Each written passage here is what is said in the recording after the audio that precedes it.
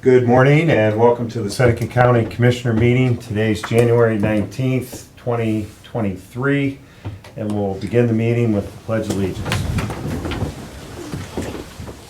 Pledge allegiance to the flag of the United States of America and to the republic for which it stands, one nation under God, indivisible, with liberty and justice for all. We have a guest here today, former Commissioner Kirschner. He'll lead us in prayer. All right, please join me in a short prayer. Heavenly Father, we ask you to forgive us our sins from those from the last time we asked forgiveness. We ask that you bless this panel of commissioners and their job working hard for the citizens of Seneca County.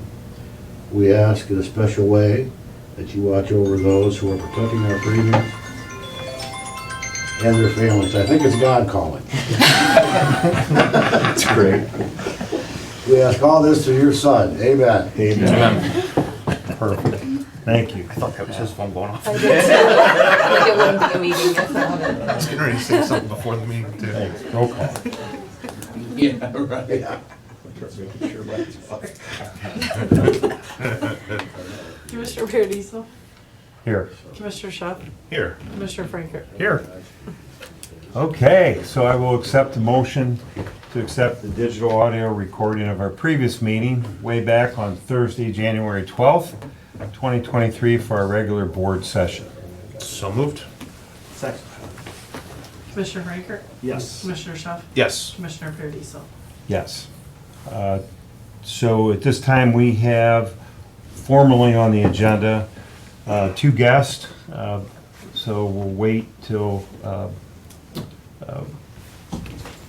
they come in and we can get going there. So in the meantime, we'll start with commissioner reports. Thank you, Tony. Look at you. Okay, very good. So, yeah, since we had a committee assignments last week, so I've been out and about meeting with the committees that I'm serving on. Yesterday, I spent a little time with Renee Smith over to Fostoria Economic Development. They had a meeting this morning, so I went back over and sat in, and boy, a lot of activity going on in Fostoria. Our TSEP CEO was there, Aaron Mont, and it's great to see the collaborative effort. I mean, they both talked with Renee yesterday and Aaron's little spiel this morning on how they're all working together, and this is what we need in the county and stuff on that. It's very good, and I think Aaron alluded to that how, we're one of the few counties where, we kind of set the eagles aside and let's get busy. A great meeting this morning, had a great attendance there. Been working with Extension on their new hire, so they're starting that process with that. Mary Beth's kind of taking the lead on that, and stay tuned on that.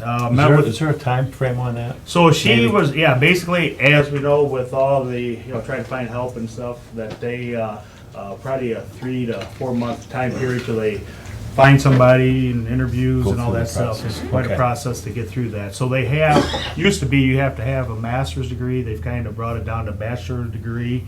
But once you're in there, the Ohio State will help if you want to work up to a master's then on that. So they've kind of, I didn't know that. I don't say lowered standard, but just make it a little more accessible for the workforce and stuff, and get somebody employed in Good. that. So, so that's moving forward on that.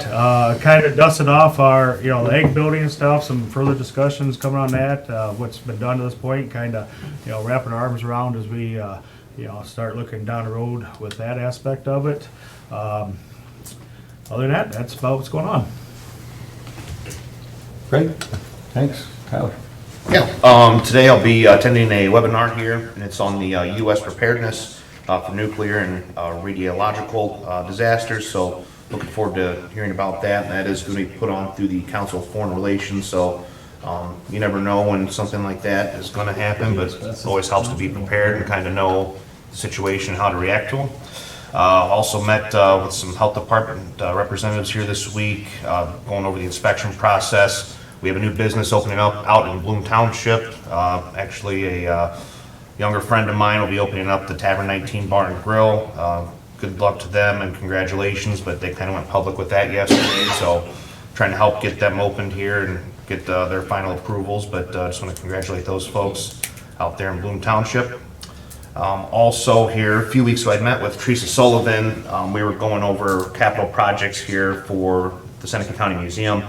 So I know that we have talked about it in the past, just wanted to kind of bring it up and refresh everybody's memories, but I know there were some electrical issues with that older building, so I don't know if we have updated quotes or prices as far as the electrical projects go, or if we're gonna break it up into different legs, but hopefully John will have some answers on that, but we wanna make sure we maintain, keep up that building and don't get ourselves into a pickle as far as maintenance goes, so I'd like to continue those discussions if John has any quotes or ideas on that project.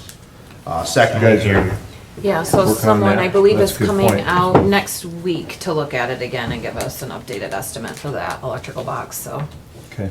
we're on it. Awesome. Yep. Thank you. Then just something here for the public. The Fostoria Learning Center just put out their winter and spring 2023 guide. Basically what it's geared towards is workforce training, industrial, safety, logistics, medical, computer skills, leadership, that sort of thing. But I mean, if you go through this schedule, if you go online and look at the Fostoria Learning Center, I mean, there's just dozens of programs on here, and just never hurts to continue your education. Even at the age I'm at now, like I'll still sometimes go over to Terra and take a course, or go out to Sentinel and look and see what they have. But if you're looking to move up, or looking for a different course of occupation, check out the Fostoria Learning Center. And then lastly here, just I guess maybe a small request. I was driving by the health department building today. It's looking really good and it's coming along. I'm excited to see that final project, but just out of curiosity, does anyone know if we have a final date on that? 'Cause I had a citizen ask me. I do not yet. I actually had someone reach out, so once I see, John is off today, so I'll get with him tomorrow and get an update on that. Yeah, and just a request if maybe you can pop in once a month or bi-weekly and just kind of give us some maintenance updates. I'd be appreciative of it, just to keep us in the loop, but that's all I have for now, and it's been a good, productive week. Yeah, the Learning Center is one of the best kept secrets. We don't want it to be a secret, but that thing's paying dividends. A couple things, I guess, FYI for the public to know. Hats off to the mayor of Bloomville, Dave over there. We are on EMS, we're going to 24-hour shifts, A, B, and C shifts, and we need quarters. And in Bloomville, we've been struggling to find a place to house EMS personnel until we get the building built, which we own the land and we're in the process of getting that building built, but truth is, we're probably a year away. So the joint district rented basically a camper with 2 bedrooms in it, so that the staff could stay there. It's got heat in it, electric, Wi-Fi, and they're gonna park it next to the township hall for the fire department. The fire chief out there, the township trustees, the mayor, everybody's real helpful. So that'll be, actually it's delivered, it's out there now, but we'll be up and running on Monday. So just really great cooperation. I did not realize it, but the township hall and the fire department is inside the village. So got a hold of the mayor and he made it happen, so it was great. So thank you, Mayor, for that. We, back on the museum, we had a discussion last meeting about the bicentennial. So internally, we all kind of looked at Teresa at the Seneca County Museum. I had a nice conversation with her. I think, is she calling you, or you've talked to her about this? Yeah, to Jamie, and we will be setting up an organizational meeting in the next couple of weeks. So Mayor will be reaching out to you guys. We've already contacted Bryce and Heritage Festival, and we're gonna put that together. You know how that goes with the 200 years with the city, but pretty excited. So we'll be formally kicking that thing off here in a few weeks with our first meeting, and then after that we'll make an announcement of who's going to be involved. So I don't know, Mike, if you remember when Holly was here way back when she was doing the time capsule at the courthouse, she was talking about the county bicentennial. And with COVID and everything over these last couple of years, we just kind of let that go. So we're excited. We have time. We'll get it done, and it's going to be really nice. With that, we'll go to the county administrator's report. Okay, I just have one thing. We extended an offer to Don Bala, sorry, I believe. Bala, yeah. Calling my name late for yeah. something, is what he says. For the EMS director position. So he has formally accepted that. He will not be starting until February 6th. He's gonna come in and meet with me here the next few weeks. Hoping that February 6th will be that start date for him to get out there full-time. So comes from North Central EMS previously. He's been out of that for several years now, I believe, so. Right, 5, 6 years, but he's been in, working with EMS. For Absolutely. So 30 he plus? comes, so he will be coming with a great deal of knowledge to the EMS, so we're excited to keep things rolling out there. So stay tuned. There'll be more to come on that. Thank you. Anything else? There's a meeting tonight with the joint EMS district out at the, what do we call that building? Civil Defense Building? Civil Defense Building. At the fairgrounds. That'll be at 7 tonight, the joint district's meeting. Are one of you going or both? I'll He'll go. be going, I'll probably show up a little late. I got another commitment right ahead of that, so. Yeah. Anything else? That's all I have. Are you sure? For right now. Okay. Any old business? Good. All right, on to new business. We do have Doug on Zoom, so if we wanted to. He is on instead- Zoom. I believe, Welcome, Doug. think I seen, I guess I should have asked that because I was waiting for him to walk in. I thought I'd seen him on. Right on time, he's 4 minutes early. Yeah, if you're with us, Doug, you should be able to unmute now. Okay, so we're gonna Yeah, invite, thank you. Appreciate it. I hear you loud and clear. You hear me? yes, sorry Doug for the awkward introduction. You were on the agenda at 10:15 and I did not think you were on Zoom, so that's my fault. But, Oh, sorry. Yep. About it. Hey, any introduction is a good introduction, so happy to be here. okay, please, you have the floor. State who you are and what you want to talk about and, Yeah, thank you. Appreciate got it. So it'll be brief, a handful of minutes. I just wanted to give you guys an overview. I myself am a native of Seneca County, the great Thompson Township myself. My family's still there.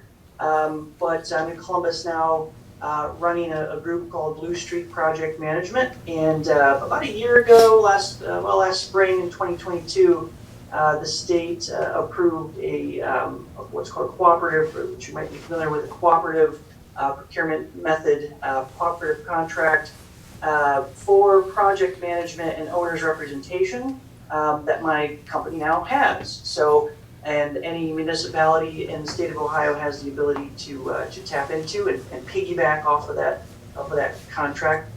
There's about a 7-year history with this type of program that the state actually set up about 7 years ago, and my team of project managers and coordinators and procurement specialists, we worked with the state agencies for the most part at the state level to work on all sorts of projects, anything from roofing, paving, new builds, fencing, little things like electrical, and anything that a public entity like yourselves could get into as far as a project, whether it be above or below the bidding threshold. What we do is we come in, and the program is very similar as it was with the state 5 to 7 years ago, available now for any municipality. And here's the cool part. It's a process. We act as your owner's rep, and we throw a lot of free services at you and provide those at no cost and no risk. Because of that model we had with the state, pending agreement with that state contract was, hey, we want you to work on these state agency projects, but we also want you to then offer these free services to local governments. And so we work with a lot of libraries and school districts and townships, and just now we're starting to reach out to counties all across the state and giving these presentations to make you aware that this program is available. So what it looks like is essentially a process where we come in, and if you have any project concepts, or you have any projects that are actually moving forward and you need a little bit of help, a little bit of support, because maybe your team's bandwidth is already at capacity, you need a little bit more help, you need maybe somebody who's a little more creative with their approach to handling public processes, public administration, and projects that fit under that. That's where we come in. We already have the contracts. All you do is pull us in. We're sitting on the bench. And what we'll do at no cost for you guys is assess the project, whether it's a building or a road or whatever it is. We'll assess it and we'll analyze it. We'll, step one, which is a very crucial step, as you probably know, working with other projects, building a solid scope of work. So then everybody knows what the project is. We all get buy-in from the board. We get buy-in from the community. We get buy-in from the stakeholders that are part of that project. And then we take that scope of work and we'll build the bid documents around that, analyzing what procurement method might be the best. And that might be a public bid process, it might be a cooperative purchasing, it might be a sole source. So we look at that, we analyze that. We're not making decisions for you, we're bringing you back the information so you can make an educated decision with all the information in front of you. So that's what we're doing on the front end. Once as a contractor is selected through the procurement process, and that could be a local contractor that we invite to, it's a public bid process. We'll call local contractors or regional contractors to get them to bid on the project. All of that, up to that point, our services are no cost. There's no strings attached there. It's part of our mission to help local governments in that way, and those are services that we can provide and expertise that we have. So we're happy to do that for you guys. Our hope is you like what we're doing, you trust the process, we're doing a good job for you, and you like the contractor and the prices that they bring, and you want to move forward with the project. The prices come back, and they're too high, they're out of budget, whatever it is, don't want to do the project for any reason, not a problem. We can maybe go back to the drawing board, try a different approach, maybe work on a budget for next year, whatever it is. We're very familiar with public processes and working with government, so that doesn't scare us at all. But our hope is, when a project does move forward, we're going to become the construction managers through the construction phase of the project, and then at that point, we're going to talk about a fee for our services to actually manage the construction, and that includes, making sure that all the paperwork, all the T's are crossed, the I's are dotted for a public project that has certain accountability tied to it, including prevailing wage and things like that. That a lot of times public entities just don't have the bandwidth to oversee. So that's where we come in. I'll stop there, see if you guys have any questions. I will say that I will send you kind of a follow-up slide deck, 2 or 3 slides with information I just presented more in a visual way, so you have that in front of you as a resource. But happy to answer any questions if anybody has any information or questions for me now. Pretty cut and dry. Yeah. So I think we'll look at, what he sends to us and kind of evaluate as we look at projects down the road here and to see if there's a fit. Absolutely. Yeah. So Doug, Commissioner Paradiso, thank you for the report. Please send everything to our county administrator, Jamie Wolf. Great. We actually have capital projects and so forth as one of our priorities, so we have a lot of moving parts. So I think we would like to go to the next step and dig a little deeper into what you're proposing, if that's okay with everybody. And so I suggest you send everything to county administrator, and then it'll eventually get to us when the time's right. Is that fair enough? Well, I appreciate that. Yeah, absolutely, I appreciate it. I'll send over some info to her, and we'll get the ball rolling with the conversation. Thanks, Doug. Okay, thank you, Doug. Thank you so much. You good there? Yeah. Okay, back to, thanks Jimmy for bringing them in. Back to new business. I have the supplemental appropriations. I have several. I have 2 for the sheriff from general fund for leases. One is for $8,000 and the other is for $600. It is in regards to their copier printer leases. The jail side for the 2023 budget, wasn't even included. That's the reason for the $8,000, because it wasn't even included in their 23 budget. And it is a contract that the commissioner's office has signed for. The other is just, they didn't receive enough money in their 23 budget to pay the lease in its entirety for the year. So they want to get their purchase orders in place Okay, for the just, year. this is, might be a dumb question. Where's this money coming from? It's coming from general fund for the Okay. road and the jail side at the Okay. sheriff's office. Okay, so we are, this is a shortfall from last year? Was that what It you just said? it just wasn't included in their 23 budget. Okay, in this year's budget? Yeah. Okay, got it. Good, good. Yep. Thank you. And then I also have for the auditor's office coming out of general fund, a request for $8,036.54 for their software license and services.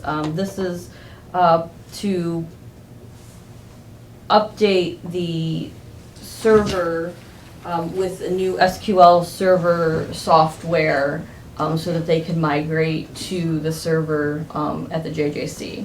That's not yearly, it's a one-time. I believe it's a one-time thing, and that is actually gonna be offered through Buckeye IT, that they're gonna install that. The other request from the auditor's office, again from general fund, is $3,000 for their contract service line. It's to migrate the VIP system to the new software, and that is gonna be paid to SSI, the software company that actually has the And VIP. in general, we pick up those costs. Yeah, that's not something. Any elected's office migrates. Yes. So a little over 11,000 to update the server and then migrate it to VIP. Yeah, migrate the VIP to the server, yes. Okay, that's good. Was that an unexpected cost that they got this year? Did they see that coming down the pipeline? It's because they're going to the new server at the JJC. So these are so that they can actually be in with the server array that is at the JJC. So since we're, so this is a broad statement, to make sure we're on the same page. So behind the scenes, the infrastructure, the file server, the server room, the general fund, the commissioners basically fund that. Each elected then has their own desktops and printers and maybe third-party software that will come out of their line item budget. Correct. So this just falls under moving the server over there. This is a step in the direction to address cybersecurity and those kind of things that obviously a big issue. So we're doing some behind-the-scenes work. So I just want to say that maybe for the public, that this is not uncommon. And some of this isn't budgeted for. So we don't really know what we're getting into necessarily. But it's within our best practice reasonable costs that I think we predicted it would be. Is that a fair statement? Yes. Yeah, because I mean, the ultimate goal is to have everybody Yeah, on the that's a good same question. server and array and stuff, so yes. No, that's good. Because these are new expenses. And this is her first step to be able to do that, so. Yeah, we support her in doing that too. It's good. So it's good. Commissioner Kirschner, this is the auditor moving the server over, so it's a good thing. I just had to throw that in there. It's a positive. Okay. I also have, for the ambulance service, they have requested $230,000 for an ambulance replacement. And then I have the TCAP grant for their contract services, $7,118.50. This is for the ankle monitoring that they do through the TCAP program. I have, out of the general special projects, Fund 1193, $1,089 for contract services. This is to pay attorneys for pivot services through the courts. And then I also have from the wireless 911 fund, $4,200 to their software license and service line for the power phone for the 911 service. This is another question, I'm not 100% sure. So when we pay our phone bill, there's money that goes into 911, Yes, for 911, we have a 911 fund that's not funded by the general fund, correct. okay? So the 911 system in the county is basically paid for through phone bills, and, am I saying that right? They also they get federal and state Federal and grants. state money. Yeah. Okay, so they have a fund. Mhm. We went through this a little bit when we did the dispatch center and we had some COVID money and we were, that's completely separate, that 911 fund. Yeah. So when you say wireless 911 fund, is that what we're talking about? Yes. Okay. Because I think that may be the first time I've seen that on here since I've been around. Yeah. They don't usually ask for a whole lot. I believe they have a software that supplies the dispatch, and it's just something they needed It additional comes out money. of there. Mhm. It's good. John Spar's on the line. If you wanted to answer any of this, I can queue him up. Yeah, I think we have a second. Hey, John, you want to add any further comments to that, the 911 funding maybe? Should be able to unmute now. Okay, there we go. Yeah, hi. Can you hear me? Yes, sir. Loud and clear. Okay, so that 911 fund is funded by, like you said, that 25 cents that's on your phone bill. That's called the WGAF, and it's dispersed monthly to the tune of about $115,000 a year. That money can only be used for our Motorola 911 system, training and equipment, only for that. So the other side of dispatch is the CAD system, which is their dispatch system. The 911 fund can't disperse any money toward that at all, as the only money we get is from that grant fund at this time. So there's rules on that grant, and we're using it for only what we're allowed to. So when we talk about dispatch, I just want to make sure we're talking about, there's two sides to it. There's the 911 software side, and then there's the CAD software side, and I can only fund or fix or get money for one half of it. You explained it much better than I, so thank you, John. But that's the concept. Yep. So I'll entertain a motion to approve the supplemental appropriations. I move to accept the appropriations. Second. Any discussion? Roll call? Commissioner Franker, Yes. Commissioner Schuff, Yes. Commissioner Paradiso. Yes. Thank you. All right, on to the resolutions. Good job, Bob. The first resolution I have is reappointing Greg Ettinger to the GLCAP board for a one-year term effective January 1st, 2023, and expiring December 1st, 2023. The next I have a resolution reappointing Tyler Schuff to the GLCAP board for a one-year term commencing January 2023, and expiring December 31st, 2023. Okay, I'll entertain a motion. We're gonna go through them all. Oh, Hold on, got a few more. I didn't think we were gonna go through them all. Sorry, you're right. We are not going through them all. We are not. We are not. All right. Let's go back to this first one Well, here. no, this is good. You wanna- We'll you lump wanna the do two- this? No, we'll put the two appointments together. Okay.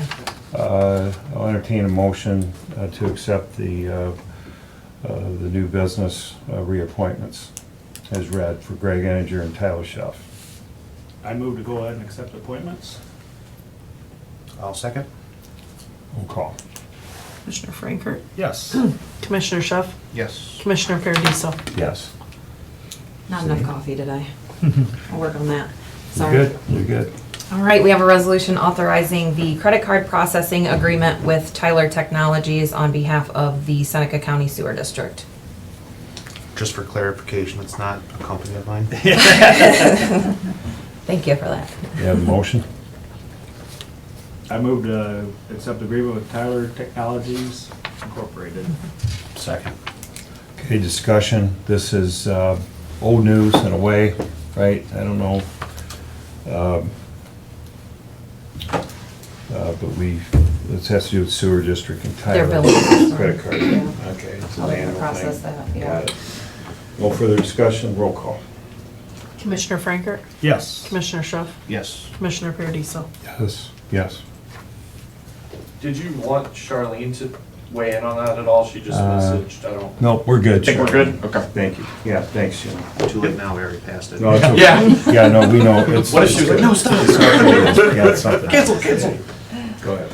And the last resolution I have is a resolution authorizing the agreement with Engelshook Funeral Home to provide transportation services for the calendar year 2023 on behalf of the Seneca County Coroner. And this does have an increase of service of $10. So it was $225. It is now $235 for that service. And Okay. that's per run, I take it then, is that? Yeah, I believe so. For transport. yeah. Yes, per transport, yep. Transport. Just out of curiosity, like, do other funeral homes bid on that or throw in a number? I have not been through that process. I think that's a coroner, Yeah, so, yeah, I question. think that goes Yeah. through him. I mean, that's a how question, that so- agreement, but I yeah. was just curious. Yeah, no, I think that's a question for him, but it's probably a valid question. Okay, I'll make a motion that we approve the agreement with Engelshook Funeral Home as read. I'll second President Paradiso. Commissioner Franker, Yes. Commissioner Schuff, Yes. Commissioner Paradiso. Yes. Okay, thanks, good. Public comment. We have Buddy here if we want. Is Buddy here? Yep. Oh my gosh. Yep. You wanna do go that? I can. get Buddy? Yeah. I'm sure Buddy will come when you call. So, we have a guest, the dog of the year. Buddy? It's kind of fun, Jimmy, so I think we'll let maybe Kelly explain it. I talked about this on the radio. Thanks Yeah. for That was cool. working with me on that Yeah. question. It was kind of fun. Buddy's the most popular dog in our county right now, so He's our county Yeah. canine. I think my dog at home's getting a little jealous of all the attention. Mayor, we know, we love our dogs, right? Oh, here we go. Hey, Hello. buddy, Jerry. welcome. Oh, Rita. Hi. Welcome. Nikita and Jerry, so actually the floor is yours. This is Buddy. And I don't know exactly who would like to speak, but there's a great story. We've learned a lot about Buddy, but So, this is Buddy, and about maybe 3 years ago, my husband, Jerry, the one that doesn't want to talk, he worked out at Legacy Farmers. He's since retired. It was in Fostoria. And here, he wants to smooth it. So there was a dog that was living in a pipe out there, and he lived there for a long time. And Jerry would go over and try to feed him, and he was almost like, he would run, he wouldn't come to anybody, and he was scared. But Jerry we'd have a hamburger left over from dinner, and he would take the hamburger and go over and try to feed him. And he wouldn't take it, and then it got to the point where he was running through a factory that was over by the grain, like it was a corn pile, and he was going in there trying to get food. And so eventually, after months and months of Jerry trying to catch him, and somebody called the dog warden. And they actually initially called the Humane Society, and then the Humane Society told them to go to the dog warden. So, anyways, a day went by and Jerry didn't see him, and he saw the dog warden's truck go by, and he assumed that the dog warden had picked him up. So, with it being in Fostoria, we weren't sure where to start to look for Buddy, and so we. making his rounds. Anyway, so I ended up calling the Humane Society, and they directed me to Kelly. And I called out there, and she told me to send a picture, because Jerry took pictures of him and everything. And to send a picture, and sure enough, she had him. When I went out there to visit, Jerry already wanted to adopt him, but they had to hold him for a while. And so when I went out there, Kelly was sitting there in her chair with the dog, and he had sores all over him from ticks. She just picking them off one by one, and he was a mess. He had sores all over him. He wouldn't go to anyone. He would back up. When he was in his cage, he would hover down in the corner, and he wouldn't go to anybody, come to anyone. So eventually, she worked with him to get him used to people and be in touch, because you couldn't even touch him. And so then we ended up adopting him, and he came home. We get him in the garage. First thing he does is he growls at Jerry. And he liked me, but he growled at Jerry. And so we have grandkids, and we were a little concerned about that, about how he was going to be while we worked with him. And he turned out perfect. Our grandson had him in the car one day. We looked all over for him, had him in the car, in his car seat he had a blanket or something thrown over him. And we said, "Where's Buddy?" Nobody could find him. And our grandson was trying to take him home because he liked him better than his own dog. Here, bud. So he like has just like he sets up on his hind legs. We don't know where he learned all this, because I don't know, we don't have any history on him, but he sits on his hind legs. He has a really bad underbite, and he has trouble when you give him like meat. He can't bite from you or bite from it. You have to rip his food up and that. But we don't know if that was from an injury of some sort or if it was born like that. But he's turned in such a good dog. So then I get this thing I saw on Facebook to enter your dog in this contest. And you had to use 140 characters or less to tell about your dog and send one picture. And so I sent one picture with him laying on our shoulder, and his big smile was going on from his underbite. And I put was rescued from a grain elevator pipe, loved by everyone, touches everyone's heart. Well, they picked him to go on into this contest. So long story short, he's in this contest, and it's the beginning of the contest, but he's in first place out of 51 dogs in his category. And they have like a lot of groups of dogs. Everybody vote. And yeah, they have a lot of groups of dogs, so we only see our group and then we vote, and so but he started out in first place, and he's maintained his status in first place. So after this round of voting is up on the 26th, then they go for another week of voting, and there's like 4 rounds where they eliminate, and then they go into 4 or 5 rounds, and then they eliminate and go into all the top dogs from all the groups, which I don't know how many groups there were, or there are. So anyways, we're just looking for votes, and I think it brings a really good focus on what Kelly does out at the dog warden's office. And I've had people make some nasty remarks to me about the dog warden's office in general, or what about the euthanization of dogs and this and that. And I just want to look for the best, because if we look at the worst, nobody's going to adopt dogs. And I know what a good job that they did out there for him. That I don't know that he would have probably been a hard one to adopt out, because he was so he wasn't social at all. And then when he growled at Jerry, like some people would have walked away from that, but we didn't, and he's turned into the best dog in the whole world. Except we think that, but his dachshund sister, she doesn't like it. So, anyways, that's Buddy's story. He's not so introverted anymore. No. So we know Buddy's in the running on the national contest. But Buddy is also, after today, the county dog.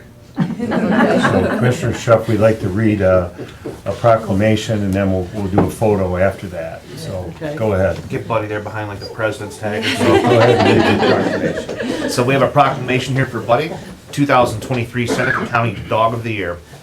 Whereas Buddy, a lovable rescue dog from Fostoria, Ohio, has been nominated to compete in the 2023 America's Favorite Pet Contest, organized by Dogster Magazine. And whereas Buddy was found living in a pipe at a grain elevator in Fostoria, Ohio, in poor health and covered in sores and ticks, but was rescued and adopted by Marquita Smith and her husband Jerry. And whereas, despite his initial shyness and mistrust of people, Buddy quickly adapted to his new home and became a beloved member of the Smith family.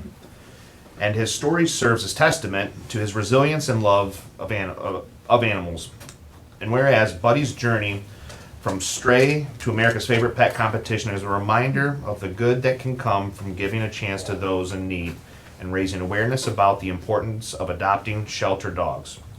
And whereas the Seneca County Board of Commissioners recognize the importance of the work of the Seneca County Dog Warden and the importance of animal rescue shelters. And whereas the Commissioners were inspired by Buddy's story and are proud to name him the Seneca County Dog of the Year. And now therefore be it resolved, we the Seneca County Commissioners hereby officially recognize Buddy as the 2023 Seneca County Dog of the Year.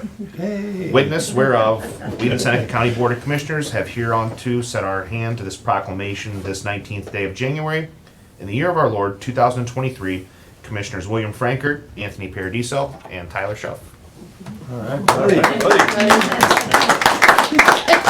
Jimmy, you want to add anything? Anybody want to add anything? What? If he would win the competition. Oh, that's the other thing. Yeah, I Okay. forgot to say, there's a If there's couple a chance he things. would win. If by chance he'd win, the $5,000 is part of the prize.